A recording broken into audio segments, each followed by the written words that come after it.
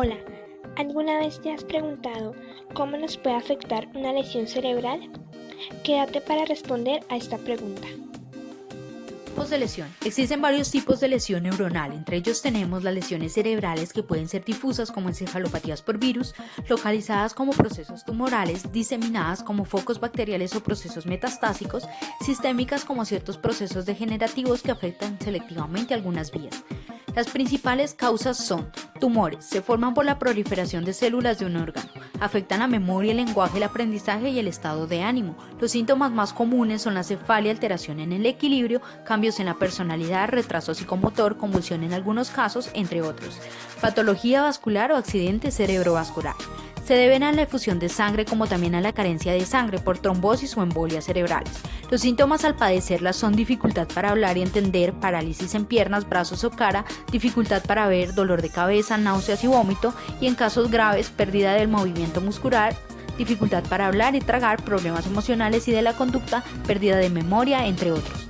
Traumatismos. Tras sufrir un golpe en la cabeza, la masa cerebral rebotará y se pegará en la parte contraria del cráneo, formando posiblemente un traumatismo que afecta a la memoria, la concentración, la atención o el pensamiento. Se puede rehabilitar totalmente. Los neuropsicólogos en este caso centran su atención en la valoración de las capacidades intelectuales y el impacto de la misma en la conducta. Reacciones infecciosas e inflamatorias. Pueden involucrar meninges, espacios ventriculares o tejido cerebral. Si el agente es un virus, sobreviene la reacción inflamatoria más o menos severa con edema y en ocasión con proliferación glial y destrucción neuronal extensa. Procesos degenerativos. Las lesiones nombradas anteriormente podrán causar muerte neuronal que resulta de la atrofia cerebral. Entre las consecuencias se cuentan las conocidas demencias preseniles de tipo Alzheimer. Anoxia e hipoxia. Estos dos términos se refieren a la disminución de oxígeno en un tejido. En la anoxia la disminución desciende por debajo de los niveles tolerables. En la hipoxia la disminución en el aporte de oxígeno está dentro de los límites tolerables. Puede darse por hemorragia, anemia, infarto o como consecuencia de respirar aire pobre en O2. Después de 5 minutos sin oxígeno, las células del cerebro empiezan a morir. Las consecuencias pueden ir desde una pérdida temporal de la memoria, no poder tomar buenas decisiones y déficit atencional, hasta convulsiones y muerte cerebral. Edema. Es la acumulación de líquido en un tejido, lo que desencadena un aumento en el volumen de las estructuras, pudiendo perturbar la circulación arterial y venosa, formando hernias con posible comprensión de tallo que llevan al paciente a la muerte o daño cerebral irreversible. Agudeza de la lesión. Por la agudeza de la lesión se entiende la rapidez con la que avanza y su malignidad. La iniciación lenta produce síntomas menos severos que la iniciación abrupta, por lo que en las lesiones lentas se manifiesta principalmente alteraciones en el comportamiento y no en signos neurológicos como la parálisis, movimiento normal, etc. Los comportamientos más susceptibles a desorganizarse serían los de reciente adquisición y que requieran operaciones más integrativas, mientras que se conservarían las conductas más automatizadas y de adquisición remota. Mientras que las lesiones repentinas y masivas como un accidente cerebrovascular o traumatismo son más graves en los siguientes días o semanas de su iniciación, presentando signos neurológicos obvios. Estas lesiones se acompañan de un bloqueo más o menos severo de funciones encefálicas, referido al efecto de una lesión sobre las partes sanas no afectadas del cerebro. Cuanto más súbita sea la lesión, mayor será el bloqueo del tejido nervioso sano. Los efectos tendrían una duración más largas y por lo mismo su recuperación podría durar meses o hasta años. Ames demostró que si se extirpan regiones de formación reticulada en sucesivas etapas, las consecuencias del estado de vigilia no son tan dañinas que si se realiza la lesión en una sola etapa, en el que sobreviene un coma severo. La recuperación depende de la duración del intervalo entre lesiones, la masa extirpada en cada lesión, el orden y localización de las lesiones, el entrenamiento entre cada lesión, edad en el momento de cada cirugía y el sexo, debido a que ciertas lesiones difieren un poco entre hombres y mujeres. Se ha considerado que los cerebros de individuos más jóvenes tienen una mayor capacidad de recuperación ante una lesión cerebral que un individuo de mayor edad. Este planteamiento está basado en función de la mayor plasticidad nerviosa en niños. Esta idea ha sido cuestionada por muchos autores, quienes lo relacionan más con la etiología de la lesión cerebral. Las consecuencias de lesiones cerebrales en niños y adultos son diferentes en las manifestaciones y en el periodo en el que se presentan. Es el caso de los niños. Suele pasar que el área afectada aún no es funcional o su desarrollo no se ha presentado en su totalidad. Por lo tanto, los efectos suelen presentarse tiempo después, cuando el cerebro del individuo madura y se enlaza, es decir, se vuelve funcional. Cuando el área afectada ya está enlazada en el momento en el que ocurre la lesión, las consecuencias se presentan de forma inmediata. Tal es el caso de los adultos. Sitio de la lesión. Las lesiones encefálicas se clasifican según su localización. Pueden ser lesiones difusas. Sus efectos se distribuyen de modo relativamente equiparable en toda la masa encefálica. Estas lesiones causadas por virus, procesos bacterianos y traumatismos craneoencefálicos cerrados producen un deterioro intelectual más o menos severo, además de frecuentes desórdenes neurológicos tales como convulsiones o trastornos de la personalidad. Lesiones lateralizadas. Son lesiones circunscritas a una mitad del encéfalo, pero que pueden afectar ambos hemisferios. Las secuelas inflamatorias pueden generar focos irritativos en espejo de las áreas homólogas contralaterales. Los traumatismos agudos causan a veces más daño en el sitio del contragolpe que en el del impacto mismo. Se considera que los efectos de una lesión encefálica dependen más de su extensión que de su lateralización. Lesiones focalizadas. Los efectos de estas lesiones dependen de su tamaño y localización. Si el daño está en áreas primarias de proyección, seguirán defectos sensoriales o motores primarios. Algunas lesiones pequeñas acarrean devastadores efectos de funciones. Tamaño de la lesión. Carl Lashley fue el principal abogado de la acción de la masa del cerebro. En términos muy generales, en igualdad de condiciones de edad y la naturaleza de la lesión, los defectos en niveles superiores de integración y adaptación en humanos dependen más de la cantidad de tejido lesionado y del tipo de lesión que de su localización. La capacidad intelectual previa.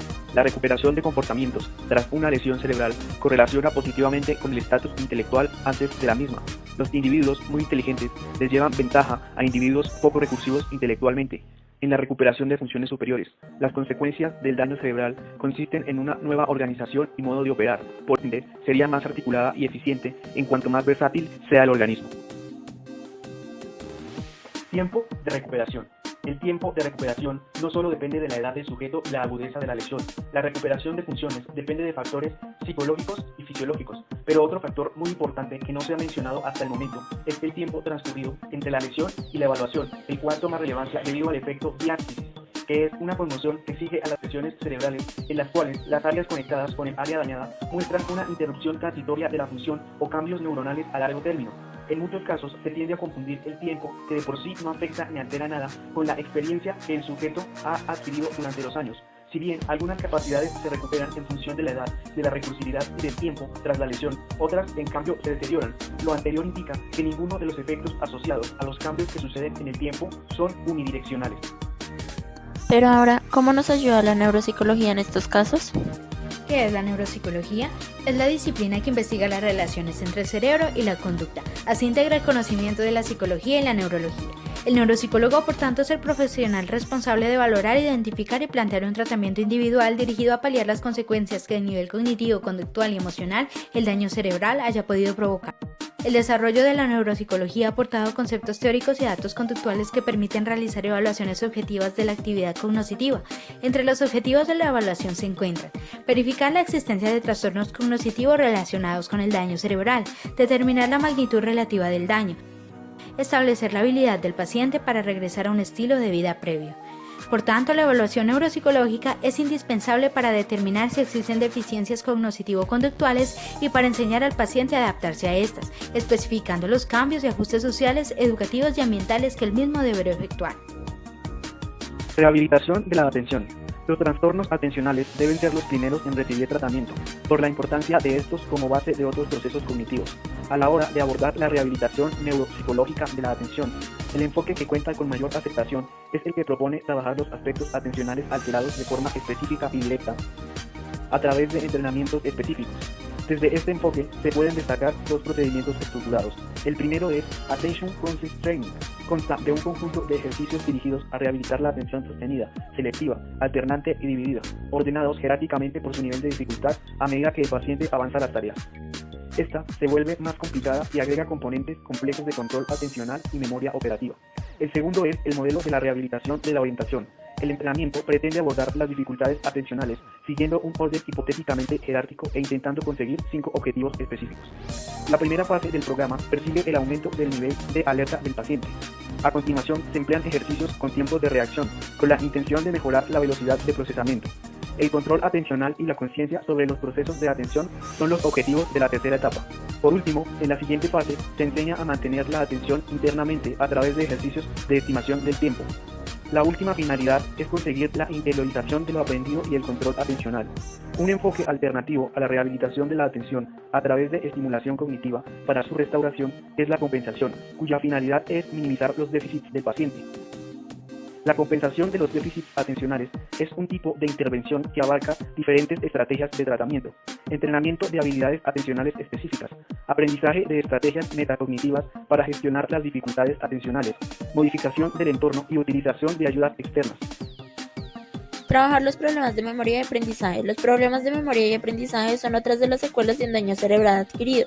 La rehabilitación se centra en minimizar el impacto de estos problemas en la vida diaria, facilitando el aprendizaje específico de habilidades o información. Y para esto se usan distintas técnicas según el tipo de ayuda recibida. Las técnicas sin ayuda externa usan imágenes mentales, la organización semántica del material a aprender o el repaso de información. Y en las técnicas con ayuda externa no electrónica se utilizan agendas, cuadernos de notas, listas o calendarios, una serie de herramientas para reducir el déficit de memoria diaria. Finalmente, las técnicas con ayudas electrónicas usan dispositivos como el PC celular o agendas electrónicas que incitan a los pacientes a realizar actividades cotidianas. En la rehabilitación del lenguaje se pueden encontrar diferentes estrategias. ¿Cuál estrategia usar? Dependerá del objetivo de la intervención, el cual también está determinado por las variables del pronóstico. Características de los sujetos: edad, dominancia manual, ambiente sociocultural, déficits motores y o neuropsicológicos, personalidad. Características debidas a la lesión. La manera en la que se produce la lesión cerebral determinará el daño neuropsicológico que se severidad del trastorno del lenguaje. Lesiones más graves tienen una recuperación menor que otras lesiones más leves. Entre las estrategias de rehabilitación tenemos estrategia de reactivación o restauración. Consiste en la reactivación de la actividad afectada. Las técnicas que son más usadas en la reacción son las auditivas y la de reacción mediante estimulación del hemisferio derecho, a través de dibujos o música.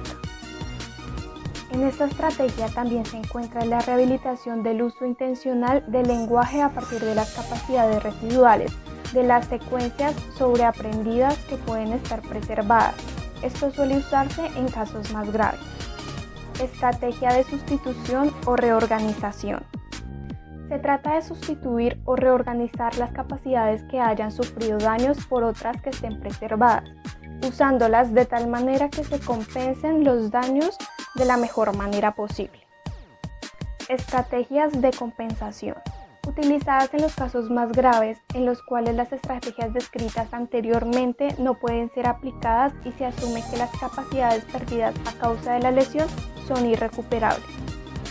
Se basa en la sustitución del lenguaje perdido por algún otro tipo de lenguaje no oral, por ejemplo, sistemas de gestos o símbolos. Cabe agregar que las estrategias de rehabilitación no son excluyentes entre sí y se pueden usar simultáneamente. Ahora conozcamos algunos autores importantes en el campo de la neuropsicología.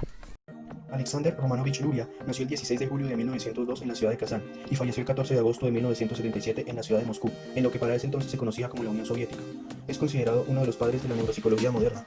Luria realizó importantes investigaciones en el campo de la psicología general, la educación especial, la psicogenética, la etnopsicología, la psicofisiología y la psicolingüística. Durante la Segunda Guerra Mundial desarrollaría sus teorías sobre las funciones cerebrales. Dentro de su modelo, las fuerzas culturales y ambientales influyen en el modo en que se desarrollan y funcionan los sistemas cerebrales. Su teoría lo hizo uno de los psicólogos rusos más conocidos del mundo occidental. Sus estudios en los campos de la psicología y la neurología, en aspectos que van desde la memoria, el lenguaje, el aprendizaje, el retraso mental y hasta las afasias, o la influencia de las lesiones cerebrales específicas sobre la conducta, han contribuido al acercamiento de ambas en la nueva disciplina denominada neuropsicología. La tarea principal de las investigaciones de Luria fue la neuropsicología. Con base en ellas, elaboró la teoría de la localización de las funciones psicológicas superiores del hombre. ¿Pero en qué consiste la teoría de Luria? Con la teoría de Luria se supera el localizacionismo de las funciones cerebrales y se avanza a una comprensión del funcionamiento cerebral como producto de la interacción de diversas unidades funcionales que permiten al ser humano la actividad mental y comportamental. Desde su perspectiva, el cerebro se configura en tres unidades funcionales donde la primera se encarga de regular el tono cortical y la vigilia. Se localiza en los núcleos de la formación situados en el tronco cerebral y el tálamo. La segunda, de recibir, procesar y almacenar información, se localiza en el lóbulo parietal, occipital y temporal. Y la tercera unidad funcional, que se encarga de la planificación, ejecución y verificación de la actividad cognitiva y conductual, y se localiza en el lóbulo frontal. Luria afirmó que cuanto más específica y compleja es una conducta, tiende a estar ampliamente distribuida en el cerebro, y cuanto menos específica ésta sea, tiende a estar localizada en áreas concretas del cerebro. Brenda Milner es una neuropsicóloga canadiense, considerada madre de la neuropsicología y una pieza clave en esta disciplina científica. Sus investigaciones han estado enfocadas en la neuropsicología clínica. Uno de los principales aportes de Milner es el cambio de percepción que se tenía sobre la disciplina psicológica. Se consideraba más como un saber moral que un saber científico. Los comportamientos de las personas eran catalogados como buenos o malos según sus valores. En ese entonces no se consideraba el importante papel de las funciones y lesiones neuronales en el comportamiento de una persona. Milner fue pionera en demostrar la base científica de la psicología. Logró demostrar que la neurología y la psicología tenían mucha más influencia mutua de la que se pensaba en ese momento. Así, logró demostrar que la psicología iba más allá de un cuestionamiento moral y que pesaba más las bases científicas. De sus trabajos, destaca el realizado con el paciente conocido como paciente HM, quien era un hombre joven que desde los 10 años había sufrido de ataques epilépticos. Aceptó someterse a una cirugía experimental en la que le extirparon partes de los lóbulos temporales de ambas partes del cerebro, 2/3 partes del hipocampo, giro hipocampal y amígdala. Se obtuvo una disminución de ataques epilépticos, pero la cirugía le dejó como secuela un tipo de amnesia que le impedía almacenar recuerdos a largo plazo. Milner empezó a llevar a cabo experimentos con el fin de evaluar la memoria y la capacidad de aprendizaje. HM presentaba una mejoría en la realización de tareas recién aprendidas, cuando éstas las realizaba de un día para otro, aunque no recordara haberlas hecho. Esto quiere decir, aprendía cosas nuevas, aunque no fuera consciente de que lo estuviera haciendo.